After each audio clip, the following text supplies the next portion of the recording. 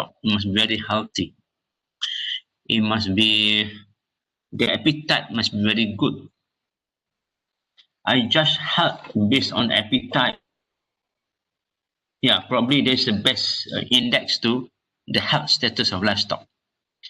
If their appetite is bad, then they are not healthy. Of course, you must check the body score as well. But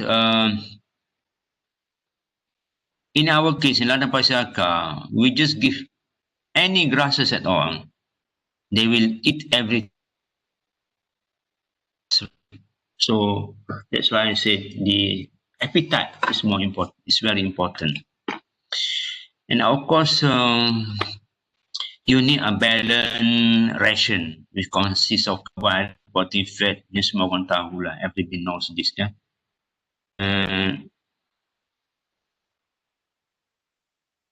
So we talk about forage, but the grasses. There are some terminology that you need to be familiarized with. For example, dry matter content. Dry matter content. What is dry matter content? Actually, it's the fresh weight of the grasses and dry in an oven, and you get the grasses without the moisture. So dry matter content is the dry weight of the grasses. Why dry matter content is important? Normally, when we give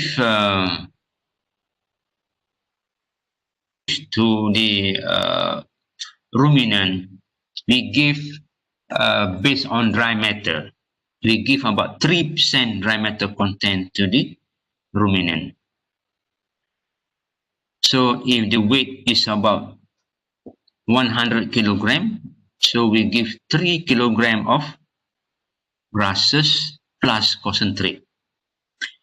But if the demand for milk is very high, we want to produce more milk, then you must give slightly more dry matter content plus slightly more protein, but all based on dry matter.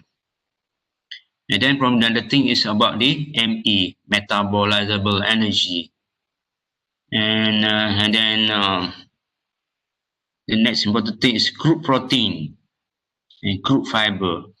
So these are some terms that you must familiarize yourself when dealing with forage. Give a bit more here. It's the same thing here. Oh, sorry, it's about the same thing. And here are some other terminologies you can study on this. And that's why I said how much dry matter should be given to animals. So it depends on the body physiological state. Physiology, is it growing normally from the small animal growing, or is it pregnant or lactating, or is it just dry period? So I mentioned about appetite, how much the animal can eat. So if you give fresh weight, it's not reliable because fresh weight can vary. Some is contain a lot of water, so when there's a lot of water, it's tend to be heavier, or it's a bit drier. Maybe because that day the sun is very hot, it's drier. So if we give something which is very wet, so what they are eating is actually they are eating the water, the moisture. It's like before you take meal, you drink some water. So your stomach will be full of water, and so you will not want to eat more rice. So that's why we shouldn't be drinking much water before taking meal. So same thing animal. Don't give animal which grasses which contain too much moisture. Otherwise, you have to give a lot to compensate for the amount of moisture that they take. So, how much should we give the animal? Also, it depends on the what kind of physiological stage the animal is. Is it maintenance? Is it pregnant? Or is it lactating? So the amount will be always is based on live weight. For example, maintenance is 0.05 megajoule multiplied by live weight to the power of 0.75. Pakai calculator boleh guna kan? How much is power of 0.75? So here examples are a sheep is 40 kilogram weight. The energy required is about 0.05 times 40 to the power of 0.75. It goes to about almost 8 megajoules energy per day. So, but for late pregnancy, it's different. Okay, there is formula, all this formula. So, for normal animals, it requires about 8 megajoule, but for lactating animal, it need about 50 megajoule energy per day. Okay, so how much uh, fiber, how much protein should be given to dairy animal, for example? Normally for dairy, we need to give a bit more protein. Okay, about 16% protein there, or maybe 18% protein. Energy, more protein, and fiber is also a lot. But for meat, you can see for meat, we may give lesser energy. Protein, lesser protein. The fiber can be the same. And the best thing is you give fiber first, not concentrate first. You give bagi the concentrate that you buy from the shops. This is another illustration. If the body weight is about, you can see easily 100 kilogram cattle.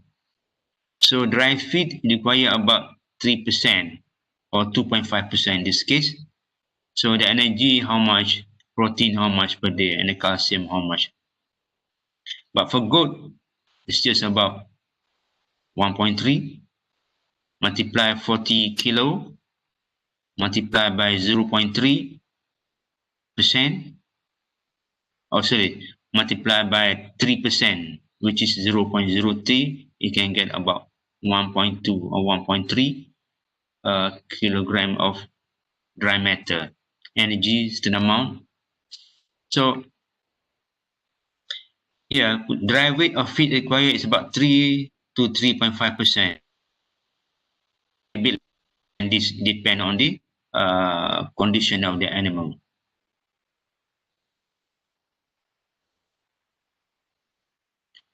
So I mentioned earlier about the advantage of forage.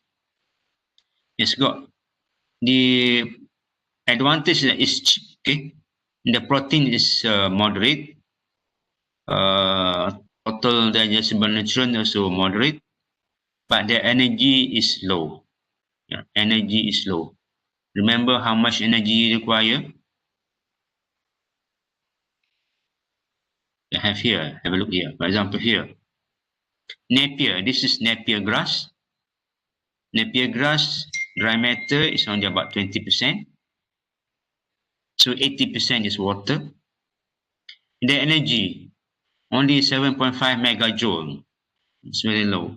But you look at corn, for example, it's got 12.9 or 13% megajoule of energy. And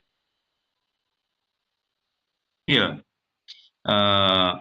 it can go higher than this if you fertilize it well, but on the average, it's only about 11% or 12%. But PKC has got 16.8%. PKC, okay, I forgot to mention. PKC is palm kernel cake, the byproduct of the oil palm industry. After oil extraction, they got the kernel. So the kernel is inner part of the shell there, inner part of the oil palm shell. It contains some oil. So macam kelapa lah. Kelapa, you can have the kernel of kelapa. So when you extract the oil, you have the coconut cake. Here is palm kernel cake. So the palm kernel cake contain very high protein but low fiber. The cost is so quite expensive, RM1.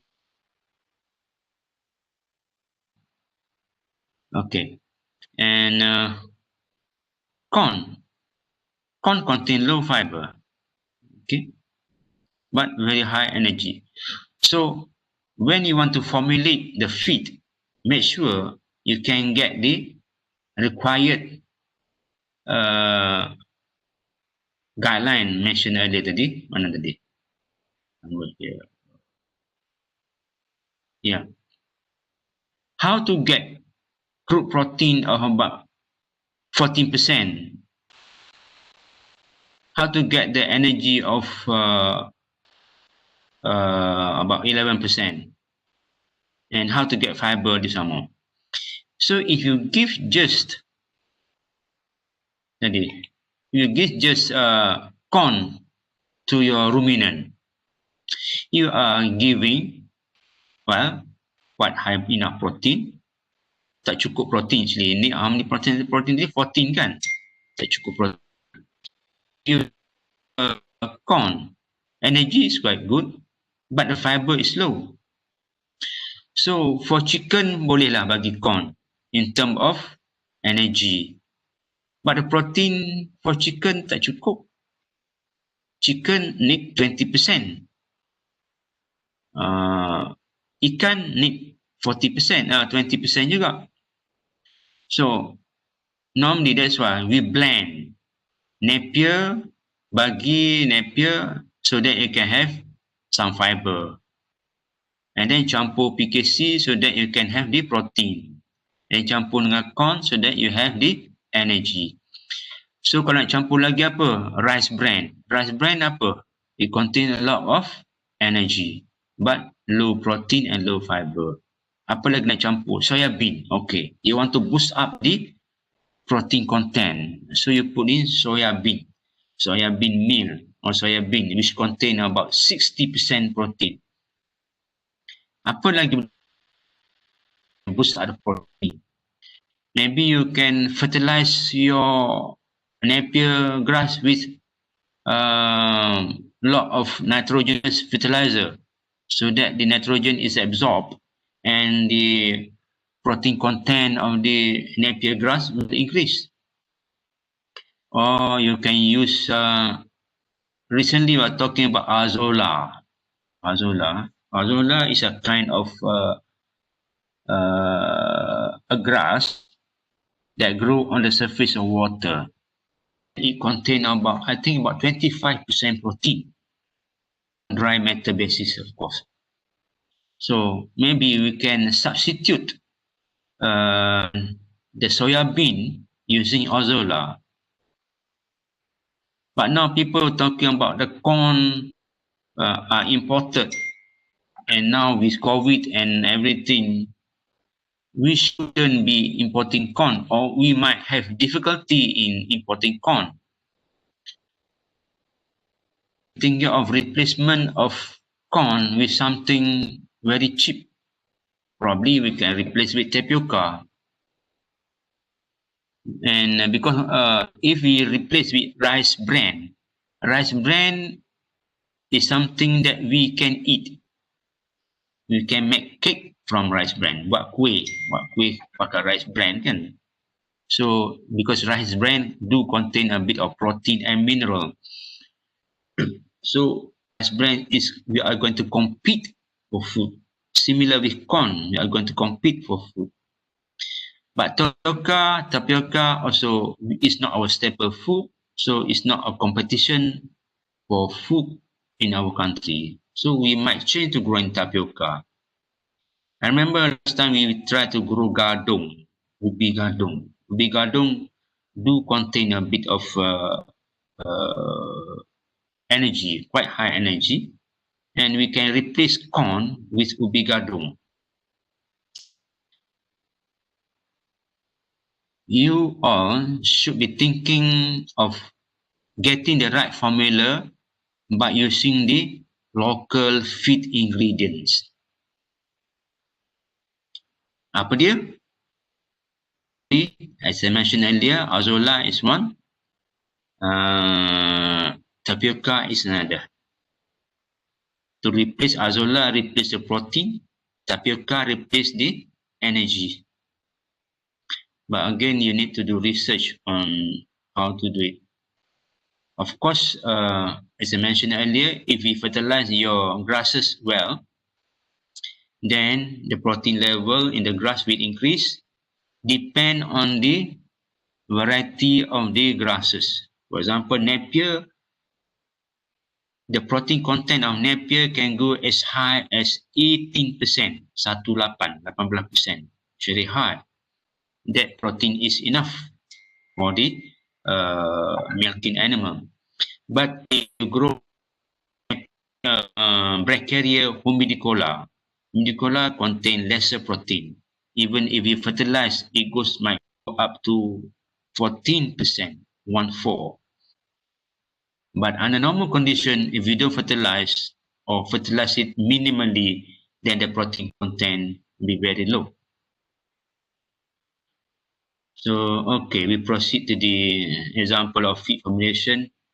This is formulation given by one of our lecturer. So you can do in the Excel sheet, put in the ingredient, how much to put, and then what is the cost like, and then what are the nutrient content, the energy, and also this dry matter, energy, crude protein, crude fiber, and you can later on see how much actually is the nutrient which is available at the end of the day. Just an example of the how to calculate uh, the feed to be given to your ruminant based on the composition of the sources, the ingredients they use. So if you fertilize the Napier very well, you can increase the protein content. Instead of 10.9, you can increase protein content to 18. So you can reduce the cost because the cost of Napier is cheaper. Tengok balik, what is the cost of Napier? On the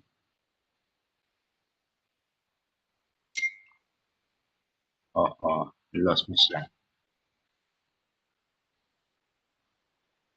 No, ini Napier, it just costs about 20 cents per kilogram. Well, PKC, RM1. So if fertilize Napier, the cost go because of the cost of fertilizer, but still relatively is cheaper than PKC or corn or even rice bran ataupun dedak. So all the rice bran or dedak or corn or PKC is about RM1 per kilogram. But grasses only cost about 20 cents or 30 cents per kilogram. Dry wheat, which is much, much more cheaper. So I remember in Ladang Pasiraka, a few farmers come to our farm and said, "Oh, you are giving a lot of grasses." "Oh, yeah, because it's cheap," I said. "So how much are they giving?" They said they are giving about 5 kilograms of concentrate. But we are giving only 2 kilograms of concentrate. So 2 kilograms meaning 2 ringgit. 5 kilograms means 5 ringgit. So the farmers they have to spend extra of 3 ringgit per day. A day extra cost compared to our system. So 3 ringgit a day is not much if you compare per day. But if you compare to year, 1 year is 365 days. So 300, if you just to for mental calculation, just take 300 days. 300 days multiplied by ringgit a day is about 900 ringgit. So you can easily say, if you give like the farmer style 5 kilogram of PKC or concentrate, you are going to spend 1,000. You are going to spend extra of 1,000 Malaysian ringgit a year. Whereas our system, whereby we give only minimum amount of and a lot of grasses, we save 1,000 ringgit a year. Itu kalau 1 ekor. Kalau ada 30 ekor, is 30,000. So that's money. And on top of that, when we give grasses, we are going to have a lot of cow dung, and cow dung are also very expensive. Okay, look at this figure. Bear with me for another few minutes, okay? The self-sufficiency sheep and goat is very low. You can see we supply only 8% of sheep and goat, so we are cattle 25%. But probably this figure probably increase slightly. But even though slight increment, a very slight increment is not sufficient. We are far from sufficient. If 8%, we can increase 10% or 15%. We are still importing a lot of sheep and goat and cattle. And milk, susu, we are importing about 90%, 95%, I think. So it's your role to produce more sheep, more cattle, and more milk locally. A bit more here. We have a lot of grasses here. These are the local grasses, native grasses that we can use to feed our animal. Grasses that we have. We'll talk about this in detail later on.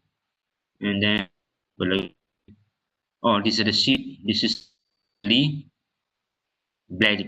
Perut dia hitam lah. But it's hair sheep. Ini lembu apa? Limousine. I'm not sure. Jersey cross. Okay, so these are the method of analysis.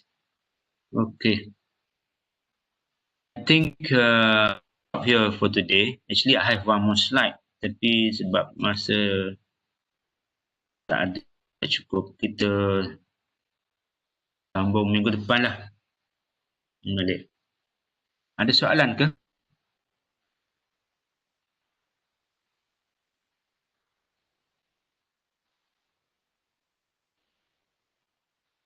Ada soalan?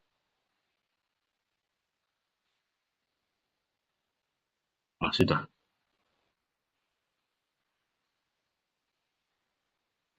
Ada soalan?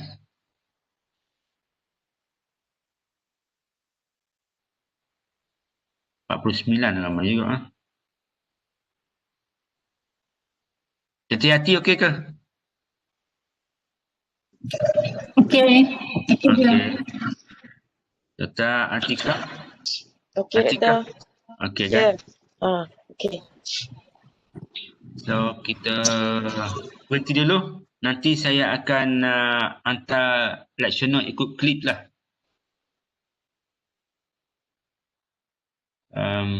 Okey. Okey. Kalau Terima tak ada. kasih. Okey. So, kita berhenti sini dulu.